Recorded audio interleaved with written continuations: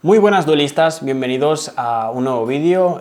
Hoy voy a hablaros un poco de conceptos avanzados del juego. Si no habéis visto aún el vídeo que hicimos anteriormente, que hizo Adri, de conceptos más básicos para aprender a jugar, pues obviamente id a verlo antes que este, porque si no vais a entender bastante poco, la verdad. Y nada, en este vídeo pues vamos a explicar un poco pues varios conceptos que tenéis que tener en cuenta a la hora de jugar un duelo, que la verdad que bueno, pueden ser conceptos que os puedan costar un poco al principio de entender, pero que son muy básicos para poder aprender a jugar, como pueden ser las cadenas, las velocidades de hechizo de los efectos de las cartas. También vamos a hablar un poquito de qué monstruos crean cadena o qué no, o qué monstruos no crean cadena, y también vamos a hablar de un poco de la fase de batalla, más concretamente del damage step, que es una fase de la fase de batalla que tiene bastantes reglas, tiene bastante extensión en qué hablar, y viene un poco también relacionado con las cadenas y las cartas que podemos activar. Así que nada más, dicho esto, vamos a entrar con el vídeo, vamos a explicaros un poco y espero que os guste.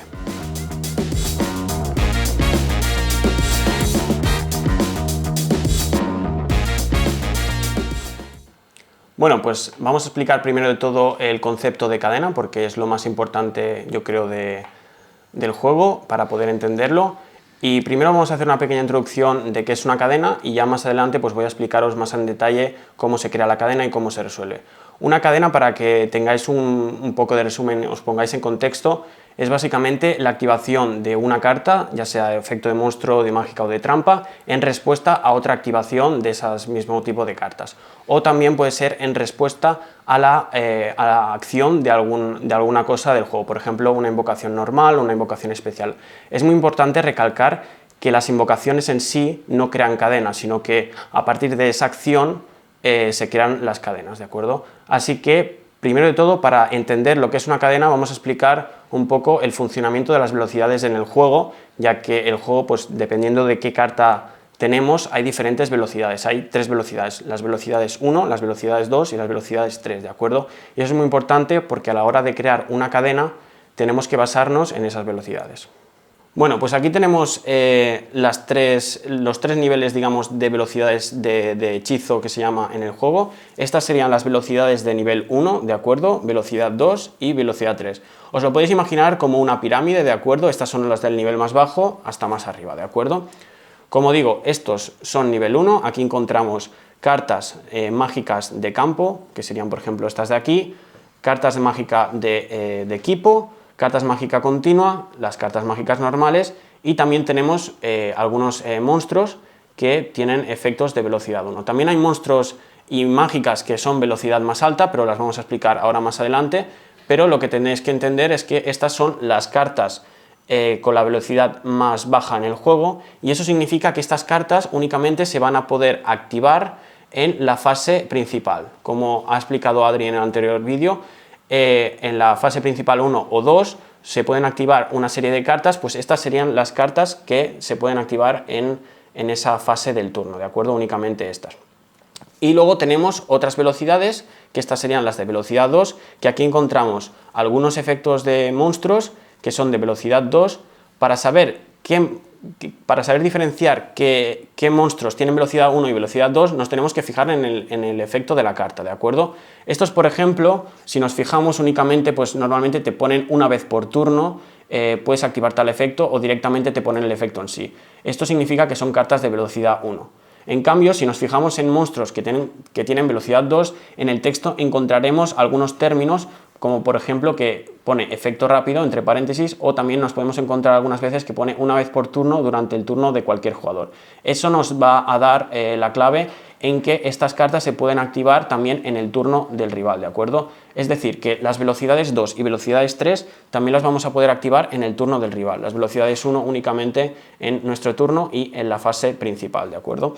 Entonces, una vez dicho esto, pues también tenemos, por ejemplo, cartas mágicas que se pueden activar en el turno del rival, como por ejemplo estas de aquí, que se llaman mágicas de juego rápido, que para saber qué tipo de cartas son, pues nos tenemos que fijar en el símbolo que tienen aquí. Como veis, pues tienen un símbolo que es un rayo, ¿de acuerdo? Es una especie de rayo, y todas estas cartas que lleven este símbolo significa que son cartas mágicas de juego rápido. Eso significa que tienen una velocidad más alta que las anteriores, y que bueno, más adelante os explicaré cómo podremos encadenarlas en una cadena, pero primero quiero que tengáis en mente esto, de que estas cartas también las podemos activar en el turno del rival y también las vamos a poder activar en la mayoría de cualquier fase del turno, ya sea nuestro o del rival, ¿de acuerdo? A excepción de alguna fase que veremos más adelante en el vídeo. Esta, por ejemplo, también es una mágica de juego rápido, y también las otras que tienen velocidad 2 son las cartas de trampa. Las cartas de trampa normales también serían velocidad 2 y las cartas de trampa continuas también serían cartas de velocidad 2. Hay otras cartas trampa que ahora vamos a ver, que son las máximas velocidades del juego, que son estas de aquí, que se llaman cartas trampa de contraefecto, que para saber qué tipo de cartas son, pues tienen como una especie de flechita aquí, ¿de acuerdo? Estas, como digo, pues son las cartas más rápidas del juego, y estas son, digamos, el modo Dios de las cartas, ya que se pueden activar absolutamente cuando queramos, siempre y cuando cumplamos la condición que diga dicha carta, eso está claro, pero por poder activarlas se pueden activar en todas las fases del turno, ya sea en tu turno, en el turno del rival, e incluso en una fase que veremos más adelante, que está en la fase de batalla, que solo se pueden activar este tipo de cartas y algunas cosas más en concreto. Bueno, pues una vez explicado las velocidades, los diferentes niveles de velocidad de hechizo, voy a explicaros para crear una cadena qué cartas podemos encadenar después de una activación de una carta. Eso es muy importante porque los niveles pues, se basan en eso, los niveles de efecto, los niveles de velocidad, ¿no? Estas serían, como digo, los niveles de velocidad 1, estos significa que los podemos activar y tanto yo o el rival va a poder activar cartas que sean de velocidad 2 o superior, es decir, 3, ¿de acuerdo? Nunca vamos a poder responder a una activación de una carta de nivel 1 con otra de nivel 1, ¿de acuerdo? En cambio, ¿qué pasa si activamos una carta de velocidad 2? Pues que sí que podemos responder con una carta de velocidad 2 o velocidad 3, ¿de acuerdo? A diferencia de estas que siempre teníamos que ser de nivel superior, estas pueden ser del mismo nivel. Es decir, que si nosotros, por ejemplo, activamos Tifón del Espacio Místico, podemos encadenar una lanza prohibida, ¿de acuerdo? O una de estas tres, una de estas dos. Entonces, si activamos una carta de velocidad 3, como por ejemplo estas, nosotros o el rival únicamente va a poder activar, va a poder responder en respuesta a esa activación una de estas cartas de nivel 3, ¿de acuerdo? Eso es muy importante que lo tengáis claro a la hora de crear una cadena, porque os tenéis que basar en este orden, ¿de acuerdo? Es muy importante también decir que no obviamente una cadena se va a empezar siempre con nivel 1, es decir, que una cadena se va a poder empezar con una carta de velocidad 2 o de velocidad 3. Simplemente hay que tener en cuenta que si se activa una carta de velocidad 1, habrá que responder con una de 2 o 3, si se activa una carta de velocidad 2 habrá que responder con una de velocidad 2 o velocidad 3, y si se activa una velocidad 3, pues otra del mismo nivel. Por esto estas son las mejores cartas del juego. Y una vez ya he explicado esto, pues ahora voy a explicaros qué es lo que tenéis que mirar en el efecto de una carta, que serían las condiciones de activación de la carta, el objetivo o coste y la resolución del efecto. Así que ahora vamos a explicar un poco eso.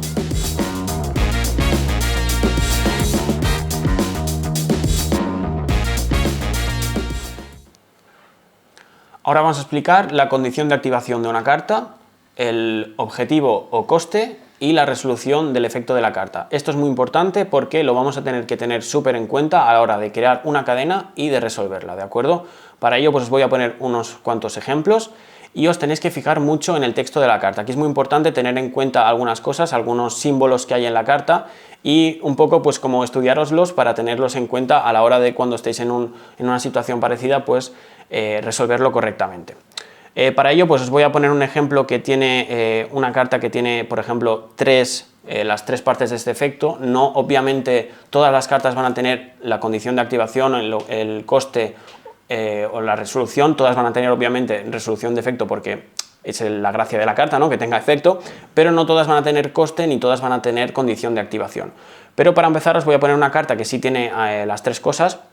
Y por ejemplo, podría ser por ejemplo el juicio solemne, ¿de acuerdo?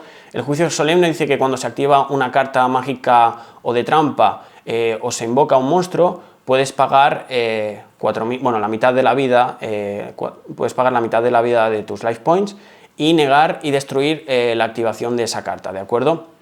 Si nos fijamos en el texto de la carta, la primera parte dice: cuando uno o más monstruos fueran a ser invocados o se activa el efecto de una mágica o de trampa, vemos que todo este fragmento del texto hay dos puntos, ¿vale? Cuando vemos dos puntos en una carta, ¿vale? Nos tenemos que fijar siempre en estas pequeñas cosas. Cuando vemos dos puntos significa que esta carta en concreto tiene una condición de activación, que en este caso pues es todo lo que viene precedido por los dos puntos, todo lo que está anterior a los dos puntos.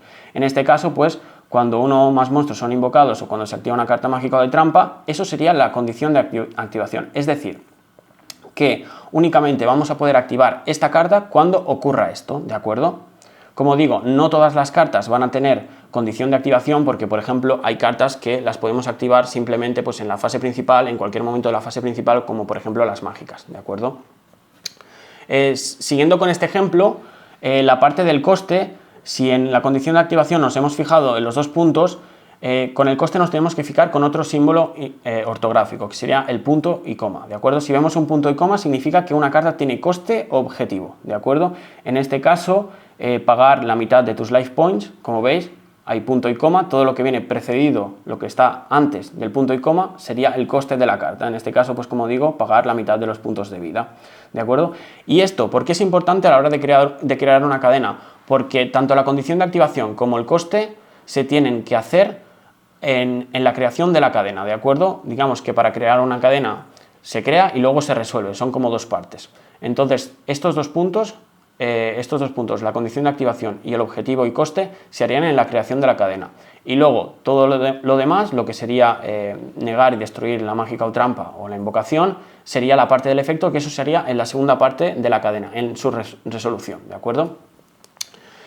Por ejemplo, como he dicho antes, pues estas cartas no tendrían condición de activación porque ya de por sí pues, se activan cuando quieres en la fase principal, y hay por ejemplo otras cartas que no tienen coste, estas tampoco tendrían coste. Por ejemplo, esta, si nos fijamos por ejemplo en el tifón del espacio místico, como vemos, no tiene condición de activación porque se puede activar prácticamente en cualquier momento del turno, excepto un momento que veremos más adelante, pero sí que tiene coste o objetivo, que es seleccionar una carta mágica o trampa en el campo, ¿de acuerdo? Como veis hay punto y coma, entonces todo lo que está antes del punto y coma sería el objetivo y todo lo que está después del punto y coma nos referimos a la resolución del efecto.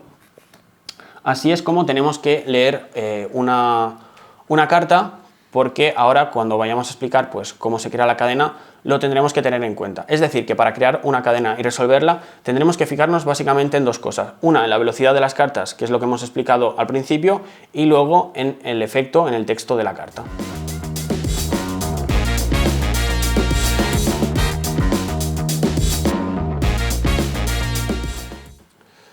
Bueno, y un poco relacionado con lo que he explicado ahora de los textos de las cartas, de qué cartas crean cadena o qué no, vamos a explicar los monstruos invocados de manera especial, cómo saber si ese monstruo se crea una cadena o no crea una cadena, ya que viene un poco pues, relacionado con los símbolos que he explicado de los dos puntos, ¿no?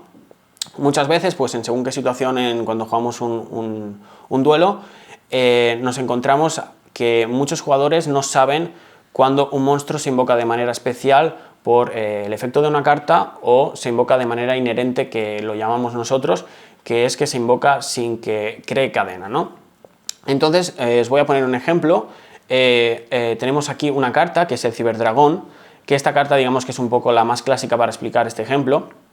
Esta carta dice que si nuestro rival controla un monstruo y nosotros no, lo podemos invocar de manera especial. Esta carta se invoca de manera especial sin que le demos, digamos, previo aviso al rival de que vamos a invocar dicha carta, y lo invocamos tal cual. O sea, no tenemos que decirle voy a invocar esto, no, simplemente lo invocamos, lo ponemos en la mesa y ya está. Esto es muy importante porque a la hora de invocarlo no va a crear cadena, y antiguamente, por ejemplo, había una carta que se llamaba Mac-C, que decía que la descartabas y cada vez que el rival invocaba un monstruo de manera especial, tú robabas una carta. Y esta carta se utilizaba pues para crear cadena, ¿no? Para cuando sabías que el rival iba a invocar un monstruo de manera especial, la podías activar. Esto os lo explico más que nada para que veáis la importancia de esto, ¿no? Ya que en este caso, si nosotros invocásemos esta carta de manera especial, el rival ya no podría activar la Mac-C antes de eso, porque no le habíamos dado previo aviso a que nosotros invocásemos el monstruo de modo especial. En cambio, esta carta, por ejemplo, nos dice que cuando se invoca, puedes invocar otro monstruo de la mano, ¿no?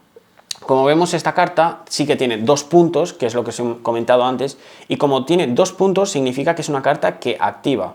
Siempre que vemos los 2 puntos, aparte de decirnos pues, la condición de activación de dicha carta, nos está diciendo que crea una cadena, con lo cual esta carta sí que puede ser encadenada, por ejemplo, por la Max T, que he comentado antes, que bueno, es una carta que está prohibida ahora, pero bueno, os lo pongo porque es un ejemplo muy sencillo de entender, ¿no? Entonces, básicamente, para ver qué monstruos crean cadena o qué no, qué monstruos se invocan por efecto o de manera inherente, nos tenemos que fijar, pues, otra vez en la simbología. Si hay 2 puntos es que se activa, y si no hay nada, pues se invoca de manera especial. También es importante destacar, pues por ejemplo, que los monstruos de extra deck, la gran mayoría, excepto los de fusión, pues también se invocan de manera inherente. Nosotros vamos a invocar un monstruo, por ejemplo, de Extid, ¿vale? Lo vamos a invocar aquí y lo invocamos sin más, es decir, no le estamos dando ninguna información, ningún previo aviso a nuestro oponente de que vamos a hacer una realización de invocación especial. Simplemente lo invocamos y ya está. Esto es muy común también, por ejemplo, cuando hacemos los péndulos, cuando ponemos escalas en los péndulos, pues también ocurría lo mismo con el tema de la Max T, que tenemos que a lo mejor intuir que nuestro oponente va a realizar una invocación especial y entonces activar esa carta, ¿no? Pero hay que tener muy en cuenta esto de que cartas se invocan por efecto de una carta o se invocan por su condición de invocación, ¿no? Por ejemplo, la llamada de los condenados también sería un ejemplo de carta que invoca por efecto de una carta, entonces esta carta también crearía cadena. Así que esto pues lo tenéis que tener muy en cuenta a la hora de jugar, ya que os va a resultar muy útil de saber qué cartas crean cadena o qué no.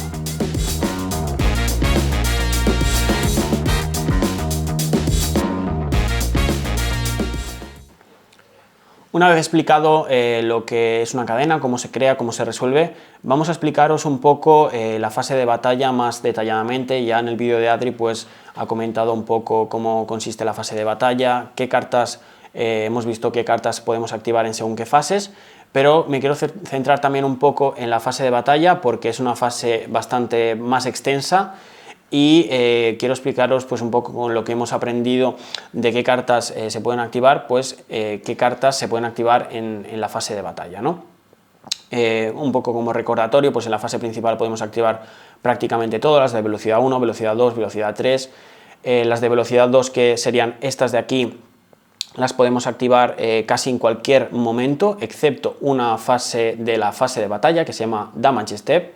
Estas en concreto, hay algunas que sí las podemos activar en el Damage Step, que es lo que vamos a ver, y como he dicho, estas que son las de contraefecto las podemos activar en cualquier momento.